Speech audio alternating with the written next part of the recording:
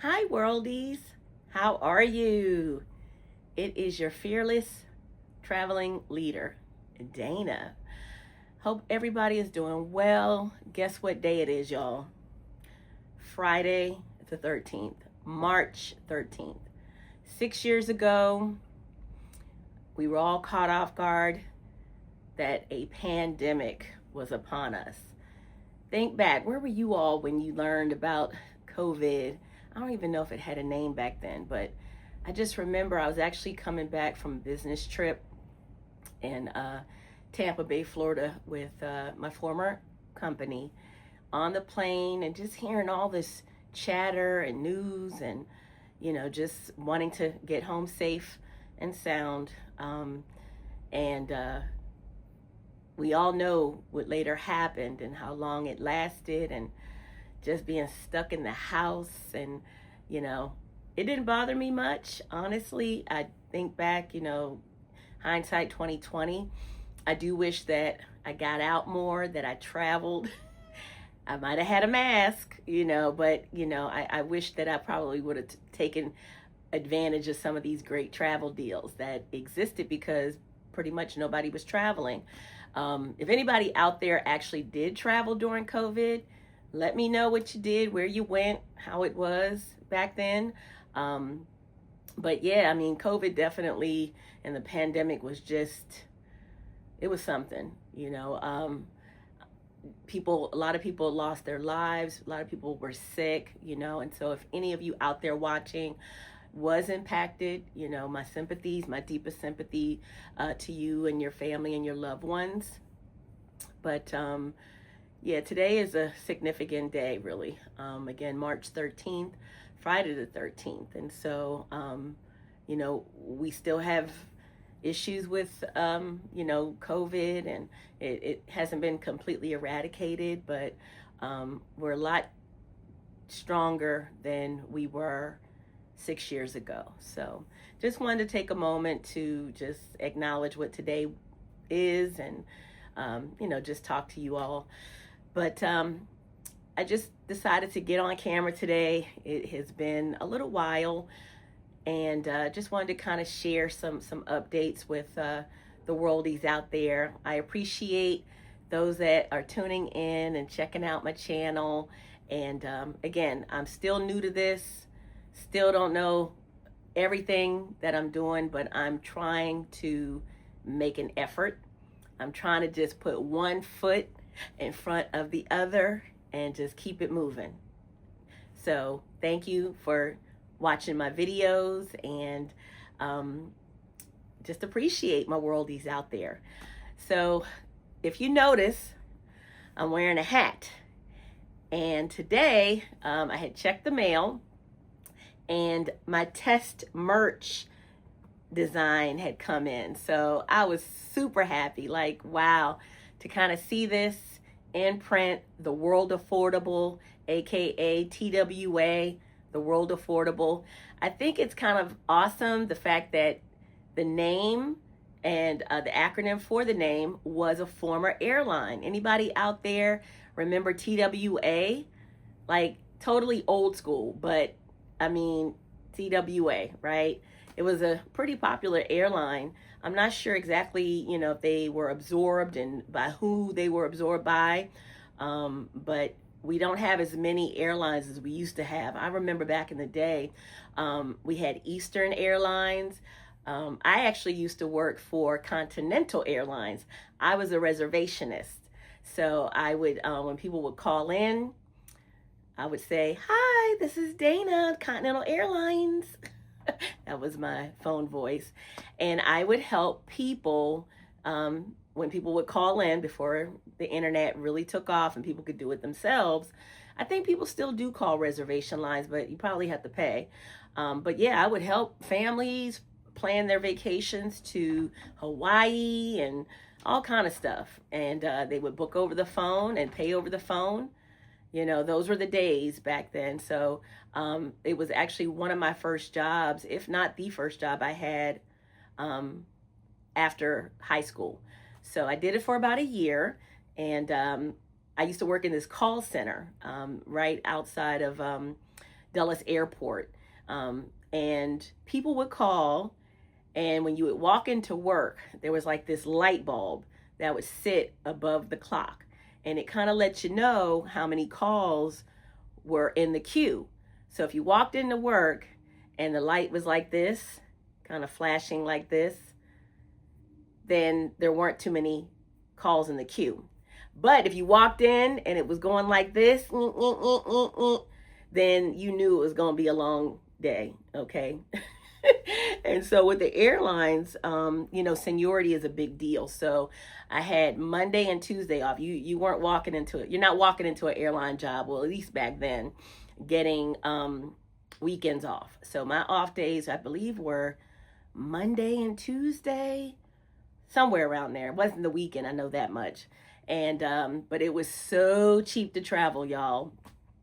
We used to have a ticket machine that was in the break room, and it kind of looked like those old school credit card machines where you would put your card in and then you would, kind of zip it to make the imprint. And so you would take your employee card. They had a stack of like these credit card looking receipts, and you would just put your employee card, the paper ticket, and you would, just do the thing. And then you would actually just handwrite where you wanted to go. Like, isn't that something? So back then, if you flew domestic, guess how much it was?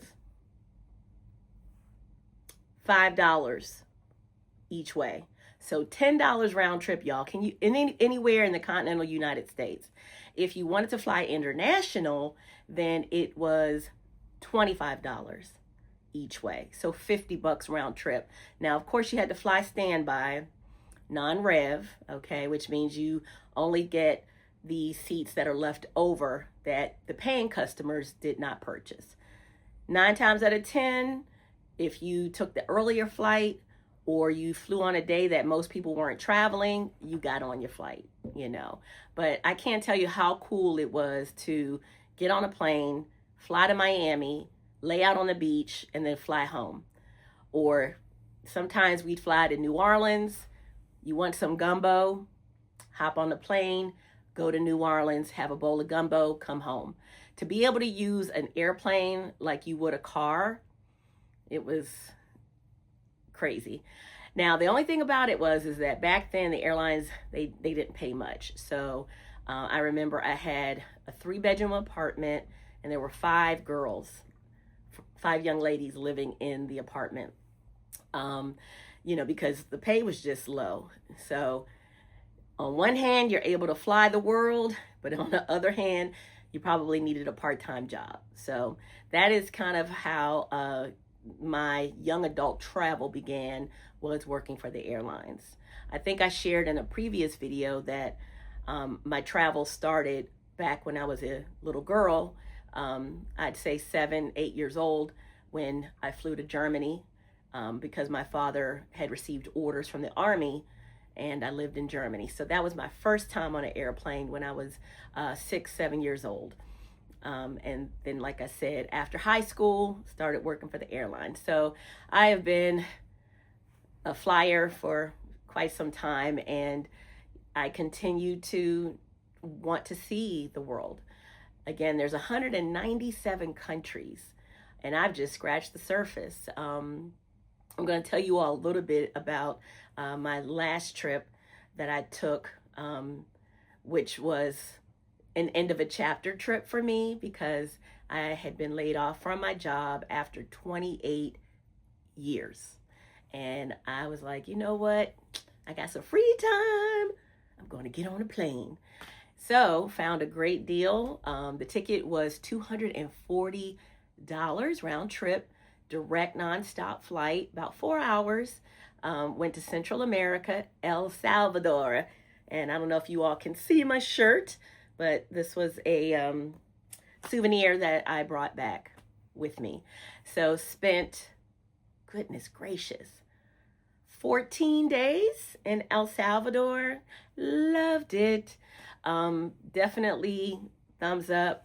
It was just a chill trip. I didn't really do too much. I went to a town called El Tunque. I believe that's how you say it. And sleepy little beach town, gorgeous weather, like not a drop in the sky, just amazing. Volcanic black sand on the beach. So a black sand beach, I don't think I've ever seen that before. Gorgeous, hot though, real hot. Like even with your shoes on. But beautiful. You can look at, I believe I posted some pictures and some video of the trip, but definitely worth it. I did stay in a hostel, which was lovely. I met so many nice women solo. Okay, so I want to give a shout out to Shelly from Canada, Kelly from Canada. So we had the Shelly and the Kelly, and then Uche. Uche, my dear. Oh my goodness. Uche is from Miami, by the way of Nigeria. Full of energy, a lovely young lady. Like, she was just unforgettable. Anna from Germany. And then also Claudia from Sweden. Yes. So again, these ladies were traveling solo, like by themselves, backpacking, just navigating Central America like it wasn't nothing. Like I even had to like just take a bow on how like fearless they were. So just big shout out to all the ladies that I met. We swapped information on Instagram just so we can keep up with each other's travels, but definitely was inspired by just their fearlessness. So shout out to my girls. We made pupusas together, learned how to make pupusas. The staff at La Garza Hostel where we stayed, we had Raina, Cesar, Wendy, and the owner, Daniel. They really, really took great care of us, and they run a magnificent property. So if you're looking for, a great place to stay that's not going to dig too deep in your pockets, La Garza Hostel in La Libertad. Check them out, okay? So, but anyway, got back safe and sound, no issues whatsoever. The flight was great. I would say is my third Latin American airline, and I will have to say that the thing that I love about Latin American airlines, I've flown Copa, I've flown Avianca, and then on this trip to El Salvador, I flew Volaris. And I'll tell you, like, out of all three of those airlines, they just don't be tripping. Okay, when it comes to like the luggage, you're not standing there trying to board and somebody's telling you, to put your bag in the checker to make sure that it fits. Like they were not stressing at all, and so I really appreciated that. I brought way more clothes than I should have brought, and I only had like my normal under the seat bag, but I still packed too much. A beach vacation, y'all, you really just need however many swimming suits you're going to bring, maybe a couple of outfits, but there was stuff I didn't even get to, like underwear. I don't even think I think I put on one pair. I brought 12 pair, but I only wore like one because I was wearing my bathing suit. You know what I mean? So even me, you live, you figure things out, yeah. So I brought too much stuff and I didn't really need to. But anyway, so I got back and I've just been, just kind of getting organized and things. I was only supposed to be back for 7 days. And then we had our group trip planned to Marrakesh, Morocco, North Africa. So that was supposed to be country 40.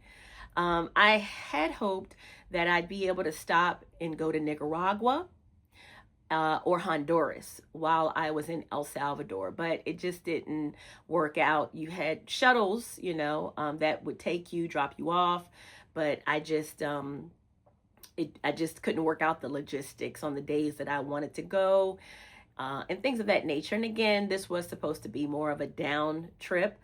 Our Prague trip in December, we were on the go. We were going from, country to country every 2 days. And not that it was stressful, but it was busy. So I knew that the El Salvador trip needed to be a little bit more low key. You feel me? So anyway, um, I knew that we had the Morocco trip planned 7 days after I would have returned from El Salvador. And so I think, most of us know about the war in Iran, right? And just some of the global turmoil that's going on. And so it was to be 6 of us traveling to North Africa, to Morocco. But as a group, we decided to postpone the trip. Fortunately, I was able to get back the hotel, the riad that I had rented. It was a spa riad in Marrakesh. I was able to get that back, and all of our tours that I had booked for us. So that was good. We had plans in our 8-day stay in Morocco to actually venture over into Spain. If you look at a map, let's take a look because I have one right here. You can see that Spain is like right there. So it's quite easy to catch a ferry or even a flight to Spain or vice versa. If you're in Spain, you can head on over to North Africa, touch the continent, you know what I'm saying? Or even Portugal. They're all very close to one another. So we had plans to go to Seville, Spain, while we were in Morocco. And so our plan was to do Marrakesh for a few days, head on down to Casablanca. Here's looking at you, kid. And then catch a flight on Ryanair to Seville, Spain. So unfortunately, again, we canceled the trip, and we did lose out on our airfare. It was a non-refundable airfare, and our hotel in Seville. So, but it's all good. Morocco isn't going anywhere. But it's better to feel confident about your travels. So the flight still went without us. The airlines typically they don't cancel unless they know that there's a serious issue.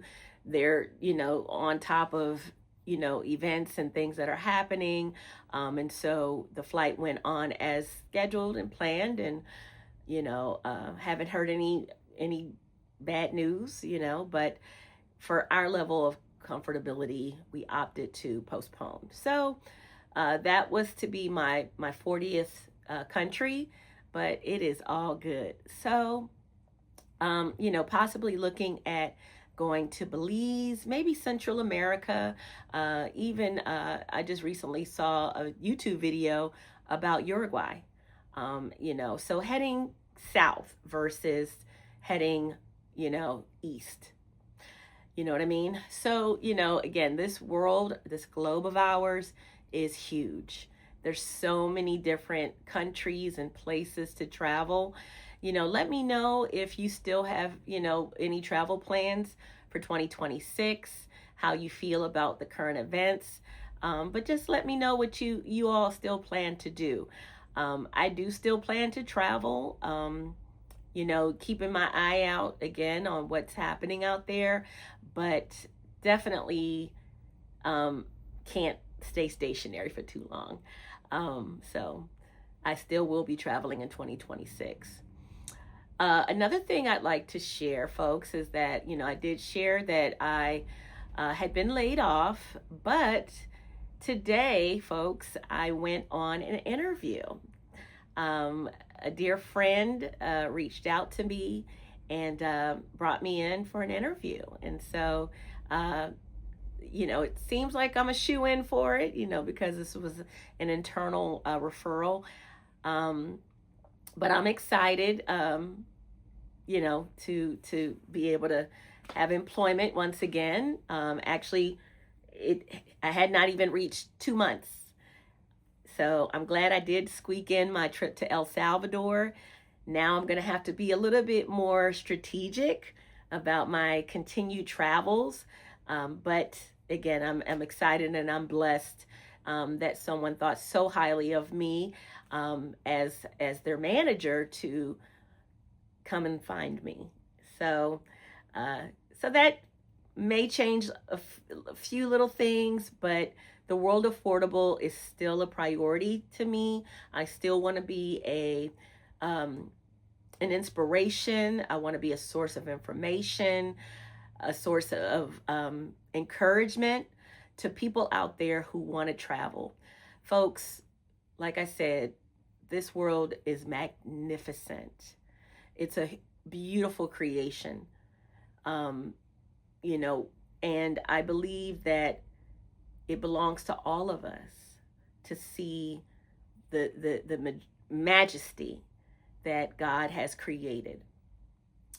I believe that He talks to us through the mountains, the sky, the animals, you know, and I just want to encourage you not to be afraid to step outside of maybe your comfort zone. Again, start small. Go somewhere outside of your city limits. Go to a new town in your state. Catch a bus. Catch a plane. But see something different. It is possible. It truly, truly is possible. So again, that's pretty much, you know, the updates that I have, folks. I just wanted to get online, say hi to my fellow worldies out there, let you know that I am thinking of you, and that I'm here. And so thanks again for watching. I don't know how long this thing has gone on for.